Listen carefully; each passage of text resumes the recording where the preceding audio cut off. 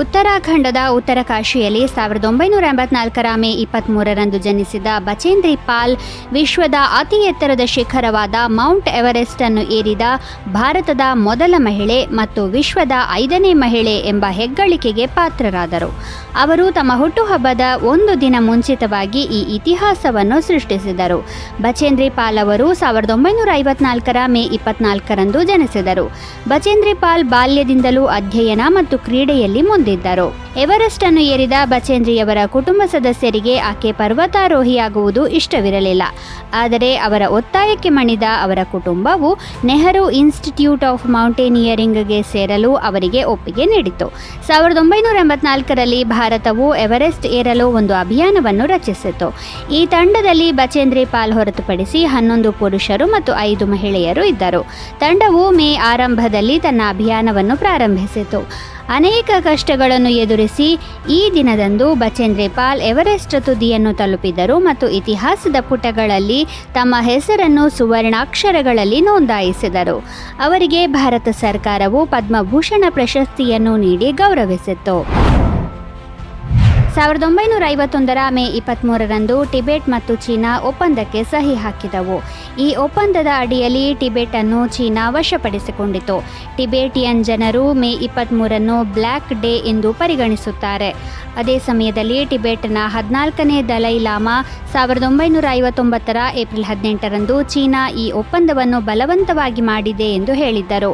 ಆದ್ದರಿಂದ ಟಿಬೆಟ್ ಅನ್ನು ಚೀನಾ ಆಕ್ರಮಿಸಿಕೊಂಡಿರುವುದು ಕಾನೂನುಬಾಹಿರವಾಗಿದೆ. ಆದರೆ ಚೀನಾ ಈ ಹೇಳಿಕೆಯನ್ನು ಒಪ್ಪುವುದಿಲ್ಲ. ಆದ್ದರಿಂದ ಟಿಬೆಟ್ನಲ್ಲಿ ಅದರ ಆಕ್ರಮಣವು ಇಂದಿಗೂ ಮುಂದುವರೆದಿದೆ. ದಲೈ ಲಾಮಾ ಅವರು 1959ರ ಮಾರ್ಚ್ 31ರಂದು ಭಾರತಕ್ಕೆ ಬಂದರು. ಯಾಕೆಂದರೆ ಚೀನಾ ಅವರನ್ನು ಒತ್ತೆಯಾಳಾಗಿ ಇರಿಸಿಕೊಳ್ಳಲು ಬಯಸಿತ್ತು. ಅದರ ನಂತರ ದಲೈ ಲಾಮಾ ಭಾರತದಲ್ಲಿಯೇ ವಾಸಿಸುತ್ತಿದ್ದಾರೆ ಮತ್ತು ಟಿಬೆಟಿಯನ್ ನಿರ್ವಸಿತ ಸರ್ಕಾರವು ಹಿಮಾಚಲ ಪ್ರದೇಶದ ಧರ್ಮಶಾಲಾದಿಂದ ನಡೆಯುತ್ತಿದೆ. ಟಿಬೆಟ್ನ ಈ ನಿರ್ವಸಿತ ಸರ್ಕಾರಕ್ಕೂ ಚುನಾವಣೆಗಳು ನಡೆಯುತ್ತವೆ. ಪ್ರಪಂಚದಾದ್ಯಂತ ಇರುವ ಟಿಬೆಟಿಯನ್ ನಿರಾಶ್ರಿತರು ಈ ಚುನಾವಣೆಯಲ್ಲಿ ಮತ ಚಲಾಯಿಸುತ್ತಾರೆ. ಟಿಬೆಟಿಯನ್ ಸಂಸತ್ತಿನ ಪ್ರಧಾನ ಕಚೇರಿಯು ಹಿಮಾಚಲ ಪ್ರದೇಶದ ಧರ್ಮಶಾಲಾದಲ್ಲಿದೆ. ಬೌದ್ಧ ಧರ್ಮವನ್ನು ಅನುಸರಿಸುವ ಟಿಬೆಟ್ ಅನ್ನು ವಿಶ್ವದ ಛಾವಣಿ ಎಂದು ಕರೆಯುತ್ತಾರೆ. ಟಿಬೆಟ್ ಚೀನಾದಲ್ಲಿ ಸ್ವಾಯತ್ತ ಪ್ರದೇಶದ ಸ್ಥಾನಮಾನವನ್ನು ಹೊಂದಿದೆ. 1950ರಲ್ಲಿ ಚೀನಾ ಟಿಬೆಟ್ ಅನ್ನು ವಶಪಡಿಸಿಕೊಳ್ಳಲು ಸಾವಿರಾರು ಸೈನಿಕರನ್ನು ಕಳುಹಿಸಿತ್ತು. ಅದರ ನಂತರ ಟಿಬೆಟ್ನ ಕೆಲವು ಪ್ರದೇಶಗಳನ್ನು ಸ್ವಾಯತ್ತ ಪ್ರದೇಶಗಳಾಗಿ ಪರಿವರ್ತಿಸಲಾಯಿತು ಮತ್ತು ಉಳಿದ ಪ್ರದೇಶಗಳನ್ನು ಪಕ್ಕದ ಚೀನಿ ಪ್ರಾಂತ್ಯಗಳಲ್ಲಿ ವಿಲೀನಗೊಳಿಸಲಾಯಿತು. 1949ರಲ್ಲಿ ಚೀನಾದಲ್ಲಿ ಕಮ್ಯುನಿಸ್ಟ್ ಸರ್ಕಾರ ಅಧಿಕಾರಕ್ಕೆ ಬಂದಿದ್ದರಿಂದ ಮತ್ತು ಅದರ ವಿಸ್ತರಣಾ ನೀತಿಗಳಿಂದಾಗಿ ಇದೆಲ್ಲವೂ ಸಂಭವಿಸಿತು. ದಲೈ ಲಾಮಾ ಅವರಿಗೆ ಭಾರತ ಆಶ್ರಯ ನೀಡಿರುವುದು ಚೀನಾವನ್ನು ಮತ್ತಷ್ಟು ಕೆರಳಿಸಿದೆ. 1962ರ ಭಾರತ ಚೀನಾ ಯುದ್ಧಕ್ಕೆ ಇದೂ ಒಂದು ಪ್ರಮುಖ ಕಾರಣ ಎಂದು ನಂಬಲಾಗಿದೆ. ಮಹಾರಾಣಿ ಗಾಯತ್ರಿ ದೇವಿ ಲಂಡನ್ನಲ್ಲಿ 1919ರ ಮೇ 23ರಂದು ಜನಿಸಿದರು. ಗಾಯತ್ರಿ ದೇವಿ ಜೈಪುರದ ರಾಜಮನೆತನಕ್ಕೆ ಸೇರಿದವರು. ಆಕೆ ಸವಾಯಿ ಮಾನ್ಸಿಂಗ್ ಅವರನ್ನು ವಿವಾಹವಾದರು. ಅದರ ನಂತರ ಅವರು ರಾಜಕುಮಾರಿಯಿಂದ ರಾಣಿಯ ಪಟ್ಟಕ್ಕೆ ಏರಿದರು. ಗಾಯತ್ರಿ ರಾಜಕೀಯ ಪ್ರವೇಶಿಸಿದಾಗ ಇಂದಿರಾ ಗಾಂಧಿಯವರಿಗೆ ಪೈಪೋಟಿ ನೀಡಿದ್ದರು. ಅವರು ಯಾವ ವಿಚಾರದಲ್ಲೂ ಇಂದಿರಾಗಿಂತ ಕಡಿಮೆ ಇರಲಿಲ್ಲ ಎನ್ನಲಾಗುತ್ತದೆ. ಇಂದಿರಾ ಅವರು ಗಾಯತ್ರಿ ದೇವಿಯ ಬಗ್ಗೆ ಅಸೂಯೆ ಹೊಂದಿದ್ದರು ಎಂದು ಹಲವರು ನಂಬುತ್ತಾರೆ. ಗಾಯತ್ರಿ ದೇವಿಗೆ ಇಂಗ್ಲಿಷ್ ಮತ್ತು ಫ್ರೆಂಚ್ ಮಾತ್ರ ಗೊತ್ತಿತ್ತು. ಆ ಸಮಯದಲ್ಲಿ ಅವರು ವಿಶ್ವದ ಅತ್ಯಂತ ಸುಂದರ ಮಹಿಳೆ ಎಂಬ ಬಿರುದನ್ನು ಪಡೆದಿದ್ದರು. ಪ್ರಸಿದ್ಧ ವೋಗ್ ನಿಯತಕಾಲಿಕದಲ್ಲಿ ಪ್ರಕಟವಾದ ಪಟ್ಟಿಯಲ್ಲಿ ಅವರು ಸ್ಥಾನ ಪಡೆದಿದ್ದರು. ಗಾಯತ್ರಿ ದೇವಿಯವರು ರಾಜಕೀಯದಲ್ಲಿ ತಮ್ಮ ನಿಷ್ಠುರತೆಗೆ ಹೆಸರುವಾಸಿಯಾಗಿದ್ದರು. 1962ರಲ್ಲಿ ಅವರು ಸ್ವತಂತ್ರ ಪಕ್ಷದ ಟಿಕೆಟ್ನಲ್ಲಿ ಮೊದಲ ಬಾರಿಗೆ ಲೋಕಸಭೆ ಚುನಾವಣೆಯಲ್ಲಿ ಸ್ಪರ್ಧಿಸಿದರು ಮತ್ತು 1,92,000 ಮತಗಳಿಂದ ಗೆದ್ದರು.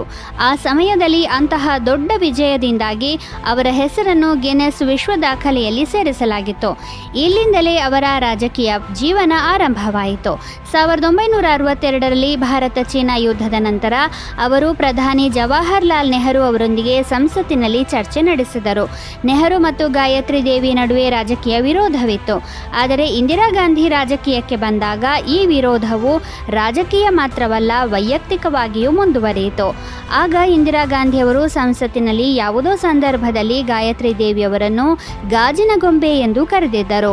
ಇಂದಿರಾ ಗಾಂಧಿಯವರು ರಾಜರು ಮತ್ತು ಚಕ್ರವರ್ತಿಗಳ ಖಾಸಗಿ ರಾಜಭತ್ಯಗಳನ್ನು ರದ್ದುಗೊಳಿಸಿದಾಗ ಇಬ್ಬರ ನಡುವಿನ ಉದ್ವಿಗ್ನತೆ ಮತ್ತಷ್ಟು ಹೆಚ್ಚಾಯಿತು.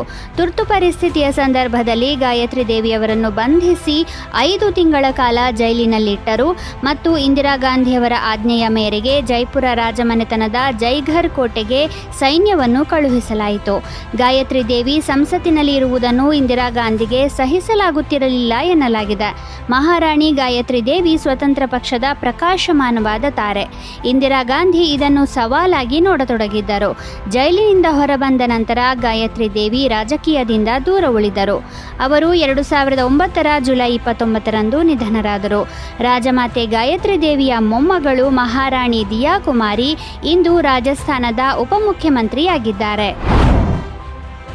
2016ರ ಮೇ 23ರಂದು ಭಾರತೀಯ ಬಾಹ್ಯಾಕಾಶ ಸಂಶೋಧನಾ ಸಂಸ್ಥೆಯು ಶ್ರೀಹರಿಕೋಟಾದಿಂದ ಮರುಬಳಕೆ ಮಾಡಬಹುದಾದ ಉಡಾವಣಾ ವಾಹನ RLV-TD-ಯನ್ನು ಯಶಸ್ವಿಯಾಗಿ ಪರೀಕ್ಷಿಸಿತು.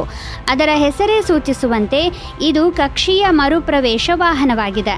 ಅಂದರೆ ಈ ವಾಹನವು ಬಾಹ್ಯಾಕಾಶ ನೌಕೆಯನ್ನು ಕಕ್ಷೆಯಲ್ಲಿ ಬಿಟ್ಟು ವಿಮಾನದಂತೆ ಹಿಂದಿರುಗುವ ಸಾಮರ್ಥ್ಯವನ್ನು ಹೊಂದಿದೆ.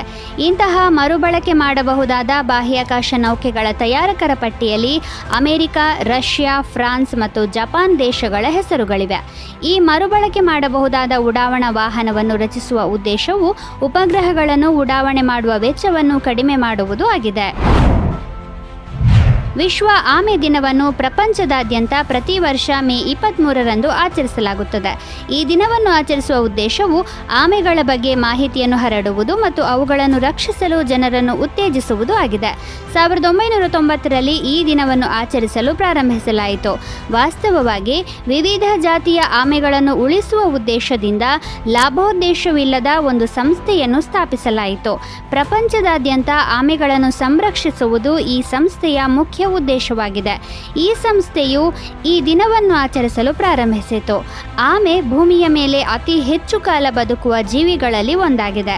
ಸರೀಸೃಪಗಳ ಗುಂಪಿನಲ್ಲಿ ಬರುವ ಆಮೆಗಳ ಆಯಸ್ಸು 150 ವರ್ಷಗಳಿಗಿಂತಲೂ ಹೆಚ್ಚು ಎಂದು ಪರಿಗಣಿಸಲಾಗಿದೆ. ಸುಮಾರು 226 ವರ್ಷಗಳ ಕಾಲ ಬದುಕಿದ್ದ ಹನಕೋ ಆಮೆ ಪ್ರಪಂಚದಲ್ಲಿಯೇ ಅತಿ ಹೆಚ್ಚು ಕಾಲ ಬದುಕಿದ್ದ ಆಮೆ. ಸುದೀರ್ಘ ಜೀವನವನ್ನು ನಡೆಸಿದ ನಂತರ ಅದು 1977ರ ಜುಲೈ 17ರಂದು ಕೊನೆಯುಸಿರೆಳೆದಿತ್ತು.